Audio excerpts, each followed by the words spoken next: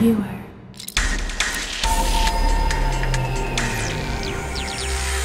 Alright, it is 6:13 in the morning. We had that big earthquake here in Edmond, a 4.3 coming in on the northeast side.